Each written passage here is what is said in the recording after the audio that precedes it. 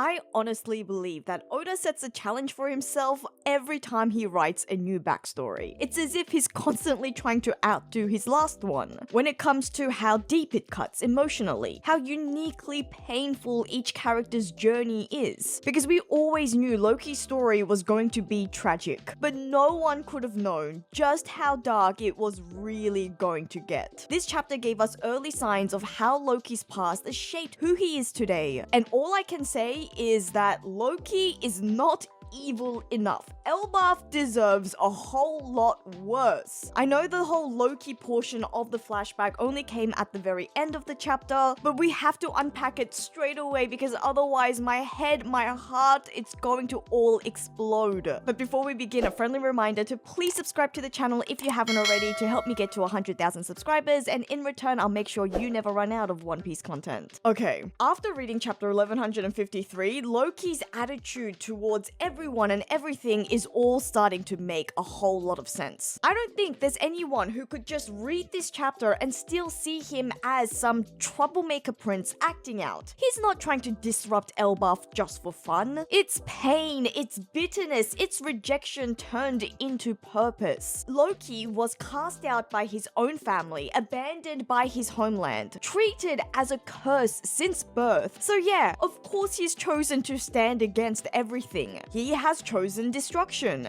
But even still, we know that this rough exterior is all just a bluff. This little dip into Loki's past really made me think of Luffy's interaction with Loki in the last chapter, when Luffy asks Loki to join his crew. Remember how Luffy's like, come on, Elbaf doesn't want you around anyways, followed by I think it would be fun with you, and how Luffy would whoop anyone who had a problem with it. That first line, that would have hit Loki hard. That just may be the first time that anyone has told Loki they actually want him around. And that second line about beating up anyone who had a problem with Loki, well, that just may be the first time Loki felt like anyone wanted to protect him. Not that he needs protection, of course, but Loki grew up with everyone around him wanting to protect themselves from him. This is one of Luffy's you matter moments. Luffy, my man, you just gotta love the dude. Honestly though, for all of his arrogance, Loki may just be one of the loneliest characters we have ever seen. His friends are the literal beasts of the underground, and his only other connection on a deeper level that speaks the human language is Mosa.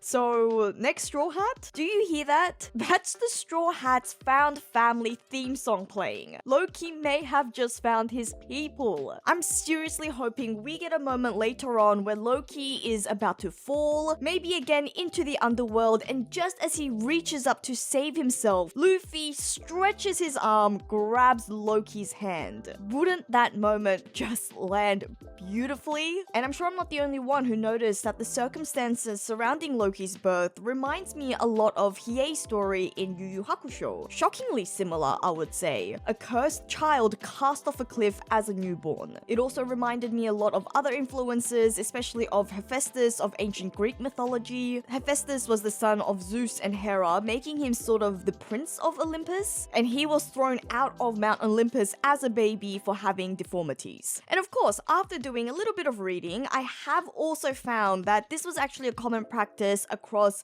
many ancient cultures, exposing young, unwanted babies for various reasons, and this was also practiced in Nordic cultures. In fact, there's a whole Scandinavian mythology surrounding these poor babies who were abandoned at birth. Babies who were killed in this way, they're known as the Millinga or the Mylinga, also known as the Utbird, and this mythology centers around the souls of poor children, the poor babies who were abandoned at birth, who have now been forced to roam the earth until they can find someone to give them a proper burial. And I know that infanticide isn't actually new in One Piece. We saw how dark Oda can really take things in Wano, where we witnessed the mother forced to take the life of her own child, sort of as a twisted act of mercy in the face of starvation. But of course, Oda takes it a step further here. The narration about how no one was there to take his small hands when Loki reached his arms out, that made me genuinely tear up. The whole narration surrounding Loki's past echoes like a ghost. We really saw that from the very beginning, from Loki's first first breath, his name has been synonymous with a curse, something to be feared and avoided, and to think that this cruel fate started because of his own mother. Topping it off with that scene of him climbing up, clawing his way back to the place where no one even wants him. My heart. A baby's first crawl is something to be celebrated. This is just absolutely devastating. Such a brutal depiction of rejection.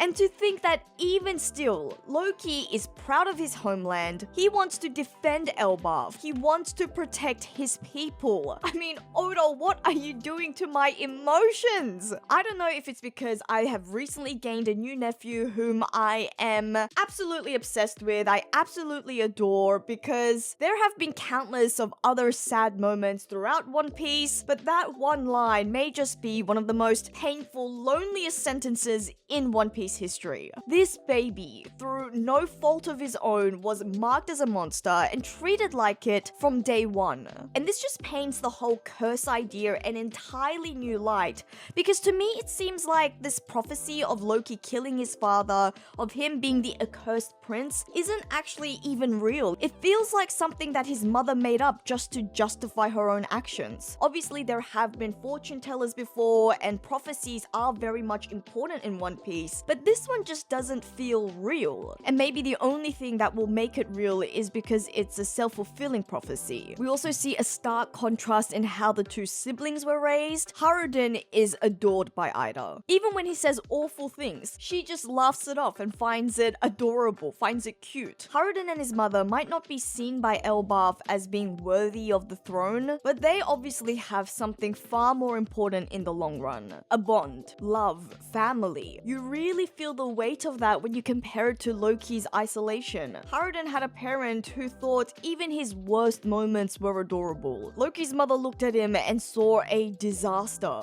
And this is exactly the complex, twisted family dynamics I was waiting to see through this flashback. Up until this point, it felt like Haruden was the underdog. You know, he was the rejected prince. He was the one who couldn't be acknowledged due to his race. Whereas this makes things so much more interesting. The fact that Loki was also not accepted. He wasn't accepted by his own mother, his own brother, for very different reasons, of course. I mean, Haruden was just acting out towards Loki because of how he and his mother were being treated, but still, drama. And I'm sure we will be seeing a lot more of the Loki-Haruden dynamics in the next chapter, the kind of emotional collision that could only happen between brothers who were raised on the completely opposite sides of the same kingdom. Now, despite the chapter title, Loki's scenes were only a small part of the chapter, and the majority of it was actually King Harold's story, from his time as an ignorant prince to a wise king. In fact, I was even surprised that we even saw the birth of both Haruden and Loki so early on, because with the intro to the flashback in chapter 1152, I thought we would be going a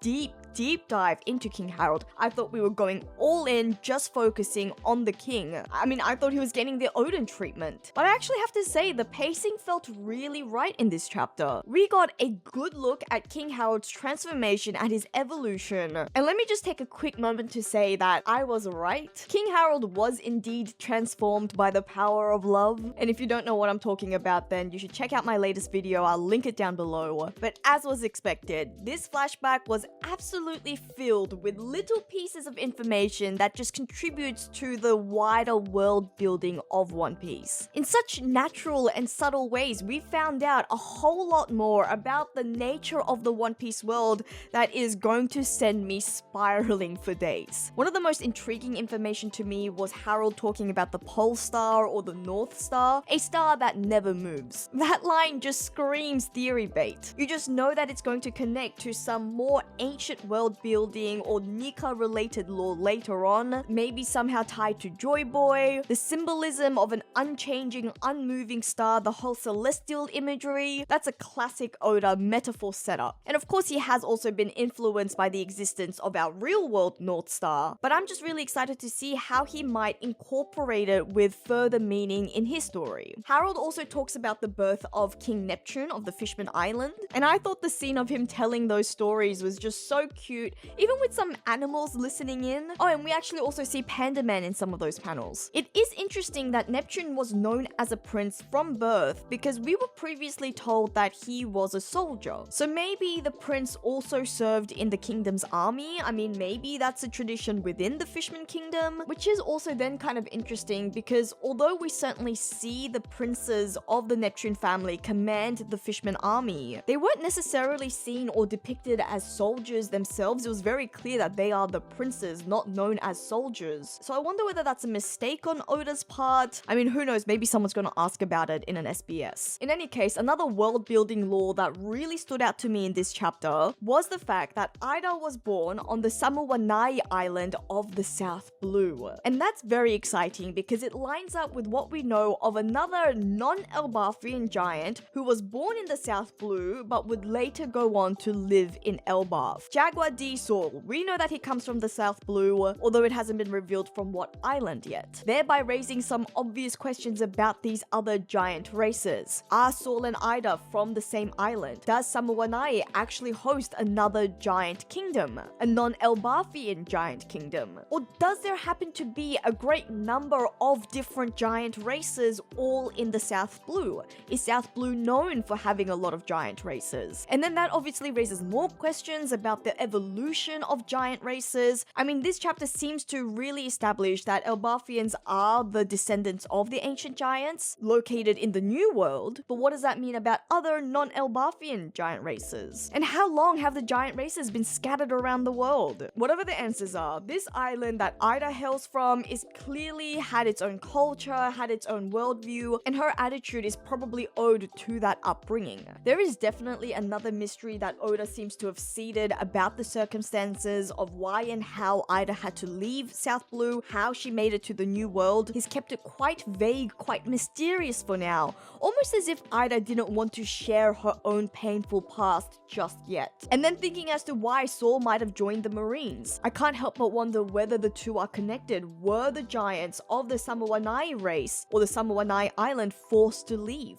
Did they come under attack? Ida and Harold's initial encounter also makes you wonder how long has the warrior code of Elbaf been considered as outdated by the other giants? Considering how Ida spoke of Elbaf's reputation in this chapter, I mean, we saw Saul talk about it negatively earlier in the series, but this is 100 years ago. Elbaf was considered outdated even back then. Some other lore field details, this chapter referred to the red line as, again, the blood-soaked serpent, which obviously calls us back to the phrase that was also used by Dory and Broggy back at Little Garden, and that phrasing is just so specific. The mythical weight of that description, so old world. It doesn't feel like a modern metaphor. It sounds like a name that was passed down in a world before maps. This really could be the ancient name for the Red Line before the world government gave it a more scientific title. Red Line sounds more like a geographical term, whereas the blood-soaked serpent, that holds a whole lot more meaning. And this obviously takes us back to the whole Red Line is the Jormungand theory, which I have discussed in the past, so please feel free to check out that video as well. I'll link that below. But I just keep thinking about how Oda is playing with these layers, the official name versus the forgotten one. The world government's version of history is sanitized, but characters like Harold, they remember the blood. And the natural way that Harold uses that phrase, it's clear that this is the name that the Elbafians have passed down. And with Elbafians confirmed to be one of the most longest surviving civilizations in the One Piece world, with a history spanning back 3,000 years at least, it's obvious that their ancient names hold a lot of secrets. And this just renews my initial excitement that I felt at the very beginning of the Elbaf arc for all the potential lore that we might find out through the rich oral history of Elbaf, and I get the feeling we haven't even begun to scratch the surface of it yet. Now, in terms of Harold's characterization in this chapter, I must say the progression of Harold's story was very well illustrated. I love how in the beginning of the chapter, Harold is presented as proud and arrogant about his strength, nothing to challenge him physically, but then by the end of the chapter, his biggest challenge comes not in the form of a stronger opponent, but through the struggle of being a peacemaker, a wise king. And that's something that you can't just solve by being big and strong. Harold needed a challenge, nothing was satisfying him. At the beginning, he seems bored, he didn't know what to do with his time because everyone was too weak. But then he met someone who wouldn't back down. Someone who could stand up to him, not with strength, but with values, ideas. Which, as we all know, is exactly what One Piece is about. When Luffy defeats his opponents, he's defeating their ideas, not just their strength. We see that Ida is someone who is not afraid to confront Harold, she holds her ground. And after their interaction, we actually see that Harold isn't dense. He may be violent, but he's not some dumb brute. In fact, far from it. I'd say that he's probably only the way that he is because no one has ever dared to go against him. He was always the biggest, always the strongest. Everyone just let him have his way, and that probably shaped how he sees the world. And that's why when Ida says, "You are only born big," that simple line lands on him hard. Harold understands it straight away because it's true. There's no real challenge in abusing a gift that was just handed to you. The real test, the real challenge is making a connection with all kinds of creatures despite your differences. And that's what makes it even more powerful to see Ida use her giant form not to dominate, but to actually help. To gently protect smaller creatures. To lift up what's fragile. I mean, that must have been a sight to behold for Harold. A total reverse of how he thought strength was supposed to work. To use your advantages not to harm, but to lend a helping hand. And how Ida helped Harold grow. I mean, it was a short glimpse at a love story, but it was perfect, super sweet. And so this allows us to see the continued growth of Harold through this moment with Ida, and probably through countless moments like this on his journey that was off-screened. We start to see Harold's inspiration to reform Elbaf and how that takes shape. He's not traveling just to fight enemies or to become more powerful. He's seeing different lands, different people, different ways of living, opening his horizons. So I guess he is getting the Odin treatment after all. Sharing knowledge, sharing culture, slowly realizing that there is a whole nother world, a whole real world outside of the Elbaf warrior ways that he grew up in. It was just one of the most well-paced character journeys I've seen in a single chapter. At the start, he is arrogant, proud, unchallenged. Like most Elbafians, he is obsessed with strength and fighting. But then we see that slow transition. Harold the traveler, Harold the teacher, someone who has seen enough to know that there is more to life than just being the strongest. And then what's even greater is how Oda balances all of these deeper themes with humor. That classic trope of someone as strong as Harold being beaten up, getting the Nami treatment with Ida's fists of love. In fact, there are so many of these familiar little callbacks and connections that helps us relate to these characters, warm up to these new characters straight away. I mean, there's also the fact that Ida used to work at a carnival, for example. Immediately makes us think about how Haruden served a brief stint as part of Buggy's clown delivery. I also have to say that I just love Ida's design. She's been drawn so differently to other women in One Piece, and I know that Oda hasn't drawn her with the traditional signs of beauty, but there is just a great deal of sweetness and a genuine loveliness that I get from her design. By the way, this chapter also has me even more convinced that Mosa is Haruden's mother. Now we know that her name is Ida. I mean, not only is there that whole angle about Loki not being loved by his own mother, but then finding a maternal figure in Haruden's mother, the woman that he scorned. But then also, like I said earlier, I do think that Ida has her own painful past about how she ended up in the Bunt Island, something that we haven't explored as of yet, but that could line up to how Mosa was tormented by people in the past. Now, I do also have to say that I was somewhat disappointed about Harold not putting up more of a fight for the woman that he loves, why he didn't stand his ground about Ida getting her respect, even when he was willing to stand up for the reformation of Elbaf. But I guess it also has to do with Ida's personality, because it seems like she was very understanding. And more importantly, I think this is something that's going to be unpacked further as Elbaf's culture is unveiled more. I think the fact that even Harold wasn't able to get his way is supposed to be a testament to some of Elbaf's deep-rooted deep-rooted prejudices and the forces of Elbaf that want to play power politics. Because the visual metaphor that Oda has employed with the dark silhouettes to portray the Elbafian advisors, that was very impactful for me because I'm really very much interested in delving deeper into the power dynamics at Elbaf. Court dynamics is something that I absolutely love. I used to really like reading up about England's Tudor dynasty and their family history when I was younger, with all the power plays involving all the political marriages, and that's exactly the feeling that I'm getting with Estrid and her powerful family. Because you just know that Estrid spells trouble. I do have to laugh at Oda's portrayal of Estrid as this spiritual, new agey kind of woman. It does feel like a slight jab at people who are really into astrology, really into chakras and that whole thing. And maybe it is because Japan has actually been involved in some political controversy in recent times. There's been some complicated relationships between Japanese politics and the Unification Church,